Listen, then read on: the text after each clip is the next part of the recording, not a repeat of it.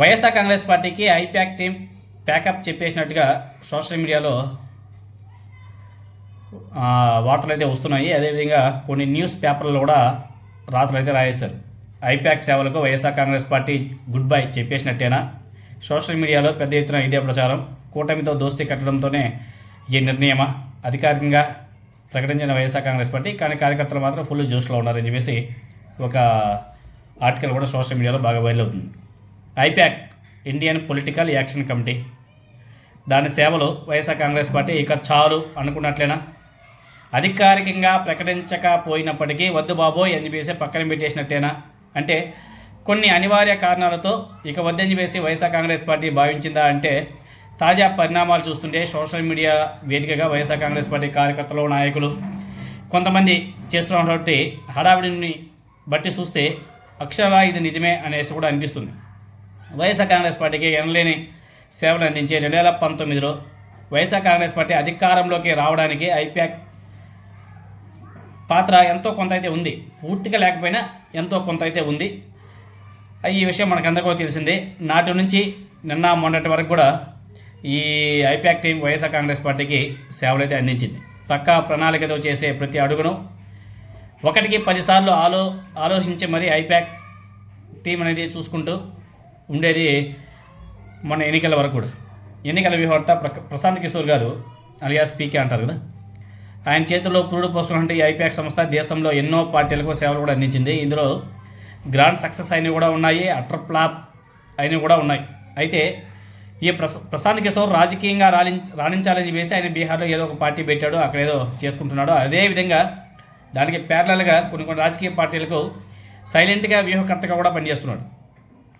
మీకు అందరికీ కూడా తెలిసిందే, మొన్న 2024 ఎలక్షన్లో తెలుగుదేశం పార్టీ కూటమికి మన ప్రశాంత్ కిషోర్ ఏ విధంగా లాబింగ్ చేశాడో మనం చూసాం. ఏ విధంగా వ్యూహకర్తగా సైలెంట్గా చేశాడో కూడా మనం చూసాం కదా. ఆయన ఏ విధంగా మాట్లాడాడు, ఎలా చేశాడో మనం అందరం చూసాం. అంతా కూడా డబ్బు మహిమ అవన్నీ కూడా నడుస్తూ ఉంటాయి. అదేవిధంగా ఇక మెయిన్గా చెప్పాలంటే ఆ ప్రశాంత్ కిషోర్ బీహార్లో పార్టీ పెట్టడం వల్ల ఆయన ఐప్యాక్ నుంచి తప్పుకోవడం, ఆయన రాజకీయంగా రాణించాలని చెప్పేసి బయటికి వెళ్ళిపోవడం, తర్వాత కూడా ఆ సంస్థ సేవలను వైఎస్ఆర్ కాంగ్రెస్ పార్టీ వినియోగించుకుంటూ వస్తుంది. ఇలా దాదాపుగా 10 ఏళ్లకు పైగానే ఐప్యాక్ వైఎస్ఆర్ కాంగ్రెస్ పార్టీ మధ్య కొనసాగినటువంటి బంధానికి 2024 ఎన్నికల్లో ఘోర పరాజయం తర్వాత తెగతింపులు చేసుకున్నట్లుగా ప్రచారం అయితే నడుస్తుంది. ఇకపైన కూడా ఐప్యాక్ సేవలు వద్దని చెప్పేసి గట్టిగా ఫిక్స్ అయినట్లుగా వైఎస్ఆర్ కాంగ్రెస్ పార్టీ నుంచి కొంతమంది సోషల్ మీడియా వేదికగా వాళ్ళ మాటలు కూడా చెప్పుకుంటున్నారు. వాస్తవానికి వైఎస్ఆర్ కాంగ్రెస్ పార్టీతో పాటు తెలుగుదేశం పార్టీకి కూడా ఈ ఐప్యాక్ సంస్థ నుంచి బయట వచ్చేటువంటి రాబిన్ శర్మ వ్యూహకర్తగా వ్యవహరిస్తున్న విషయం మనకు అందరికీ కూడా తెలిసిందే.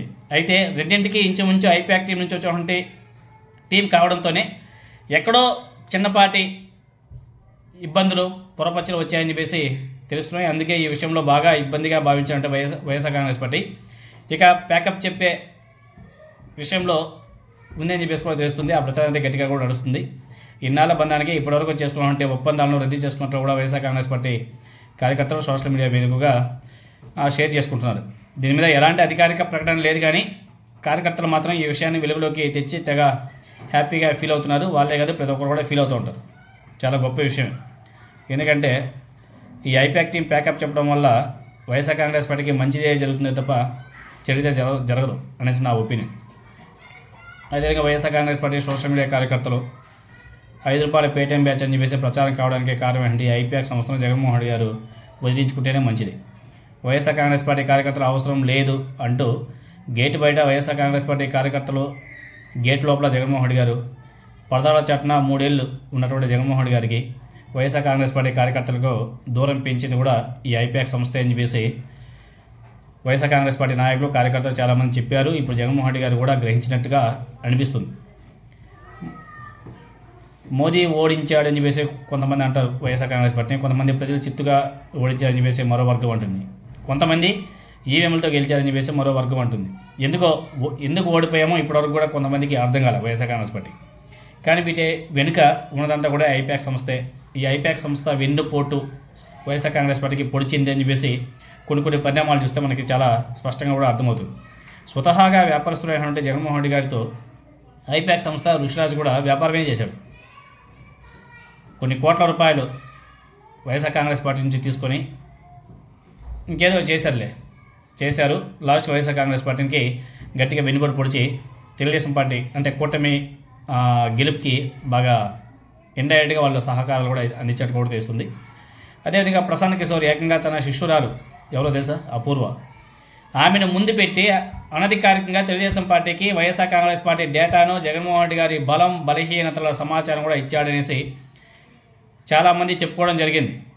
జగన్ లాగే ప్రశాంత్ కిషోర్ కూడా వ్యాపారమే చేశాడు. ఎగ్జాంపుల్ చెప్పాలంటే ఒకటి, ల్యాండ్ టైటిలింగ్ యాక్ట్. ఈ ఐడియా ఇచ్చిందే ప్రశాంత్ కిషోర్ అని చెప్పేసి కూడా తెలుస్తుంది. జగన్మోహన్ రెడ్డి గారు వస్తే పట్టా భూములు దోచుకుంటాడని చెప్పేసి ప్రచారం చేయడంలో తెలుగుదేశం పార్టీ సక్సెస్ అయింది. రాష్ట్రమంతా కూడా వైఎస్ఆర్ కాంగ్రెస్ పార్టీ ఎమ్మెల్యేలు సొంత పార్టీ కార్యకర్తల భూములు కూడా ఆక్రమించుకునేస్తున్నారు అని చెప్పేసి ఏ విధంగా తప్పుడు ప్రచారం చేస్తారో మనం చూసాం. నాయకుల విశ్వాసం కోల్పోయారు కాబట్టి కార్యకర్తలందరూ కూడా దూరంగా వెళ్ళిపోవడం, తర్వాత వైఎస్ఆర్ కాంగ్రెస్ పార్టీ ఏ విధంగా ఓడిపోయినా కూడా మనం చూసాం. సరైన కౌంటర్లు ఇవ్వలేకపోయారు. ఎందుకంటే సరైన డేటా బయటకు రాకపోవడం, కౌంటర్లు ఇవ్వకపోవడం బాగా పెద్ద డ్యామేజ్ అయితే జరగాల్సిన మొత్తం జరిగిపోయింది. దీనికి ఒక విధంగా చెప్పాలంటే ఐపాక్ టీం కూడా కారణం అని చెప్పేసి చాలామంది అంటున్నారు. మొత్తానికి ఐపాక్ టీం ప్యాకప్ చెప్పడం ఒక విధంగా మంచి జరిగిందనేసి అనిపిస్తుంది. కానీ చూద్దాం వైఎస్ఆర్ కాంగ్రెస్ పార్టీ దీని మీద ఏ విధంగా స్పందిస్తుందో. నిజంగానే ప్యాకప్ అయిందా లేకపోతే ఇంకా నడుస్తుందా